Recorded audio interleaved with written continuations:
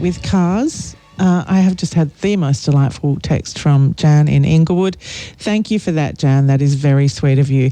And Leon says, Amber, your urn story reminds me of a Ronnie Corbett joke. A life member of a golf club had his ashes in an urn in the club. Some newer members were not aware of the urn's contents. After a few years, the cleaner said that the occupant of the urn was putting on weight. It turned out the new members were using it as an ashtray. Thank you for that, Leon. Now, life, death, ethics, morality, do we talk about these things enough? That was a rhetorical question. I would argue that we don't, that we're too busy talking about house prices, appetite suppressants and the footy scores. But in some encouraging news, 200 philosophers from around the world are about to gather in Perth this weekend to talk about the big stuff. The organiser of this think tank will join me next on Afternoons. New from ABC Music. The Classic 100 Feel Good Highlights album will soon be available to own. 4 CDs of music to make you feel on top of the world. The ABC Classic 100 Feel Good Highlights album. Pre-order now at abc.net.au/classic. Not to be too dramatic about it, but I'm gonna. We are at a crossroads in the journey of humankind between the rise of generative AI, populist politics and rampant individualism. We seem to be moving away from the things that make us human, as though we've all but given up on being able to solve the world's problems with our own brains. And so it seems like a really important time to be jamming a big stick in the bicycle wheel of so-called progress and to be asking ourselves what the heck is going on now and in which direction we want to head as a society. If that all sounds too philosophical, I would argue that there's no such thing. And this weekend, things are going to get very philosophical when WA plays host to the Australasian Association of Philosophy Conference. It's the first time in 36 years that our state has hosted this global think tank, and its organiser, Dr. Chris Letherby from the University of Western Australia, joins me now. Hello, Chris. Hi, Amber. How's it going? Oh, fantastic. Even better now that you're here. More than 200 philosophers gathering this weekend for the conference. Is it just me, or does this feel like a really important time to be hosting a think tank like this? I couldn't agree more. I think it's really topical for all the sorts of reasons you mentioned. I mean, I should say we've hit 190 at my last update, so I'm hoping we're going to crack 200. We can't quite claim it yet. But, yeah, for all the reasons you said and more, the sort of epistemic crisis, the crisis of knowledge that we seem to have in society at large at the moment to do with generative AI and virtual reality and all those kinds of things, I think it's a really timely point at which to be turning to the importance of critical thinking and reason and these kinds of things in which philosophy excels. There's a lot of buzz about your keynote speaker, the high-profile British psychiatrist, neuroscientist and philosopher Ian McGilchrist. What can you tell us about his views on the ways we use the hemispheres of our brains?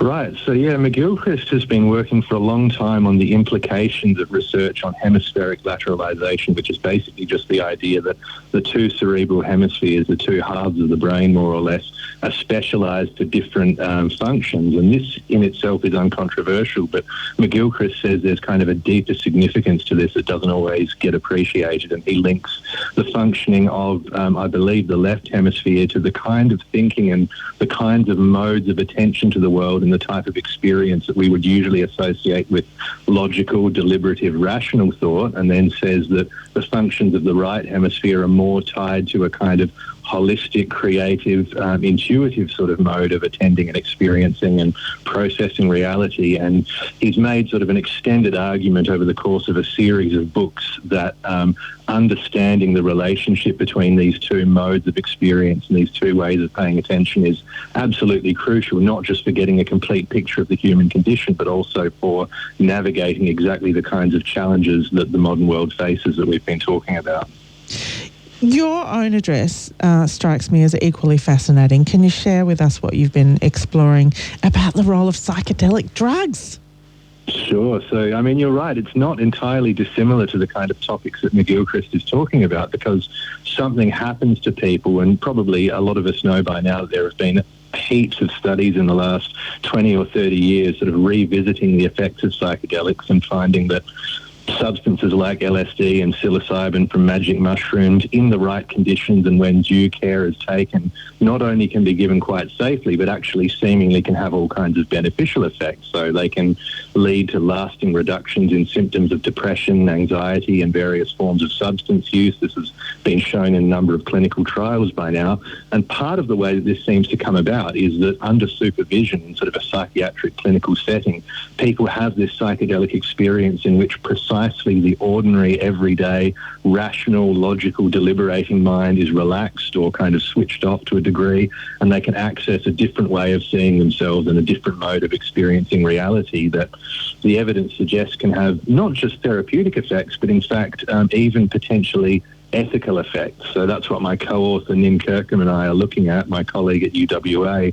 We're exploring a project to do with the so-called moral enhancement effects of psychedelics, which comes from a series of studies showing that people actually report being kinder, more patient, more generous and so on after a psychedelic experience. Of course, not in every case, but in these sort of supervised, controlled, intentional experiences in psychiatric settings or religious settings.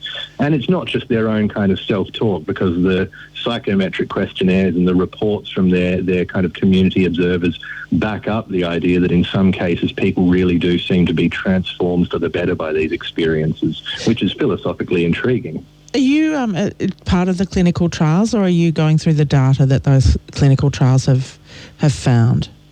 Yeah, so I have been involved in a couple of clinical trials. What Nin and I are doing essentially is sitting in our philosopher's armchair and reading and synthesising the literature, the findings from the clinical trials, and trying to come up with a philosophical, theoretical interpretation and explanation of just what might be going on here. You know, how can we understand this phenomenon of people seemingly becoming kinder and more generous and more virtuous in some cases after a psychedelic experience, and what philosophical account can we give of what's happening there and how that works.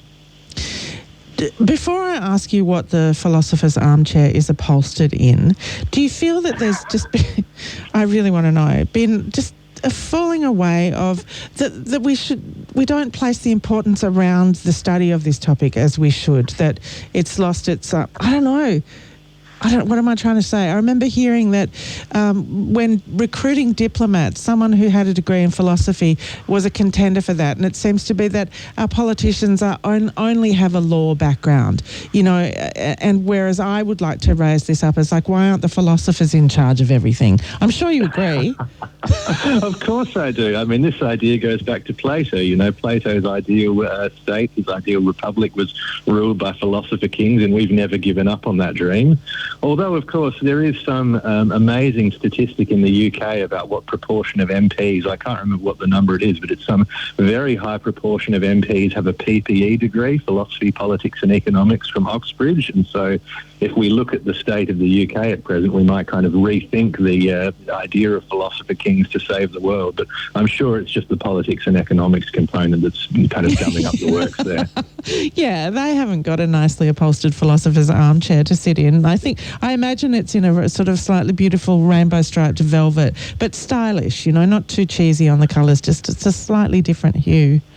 I'll leave it to your imagination. The armchair I'm sitting in at present is actually a very nice green, but that's my own particular take on the philosopher's armchair. Beautiful. And what are some other big questions and topical issues that you'll be exploring as a group over the next week?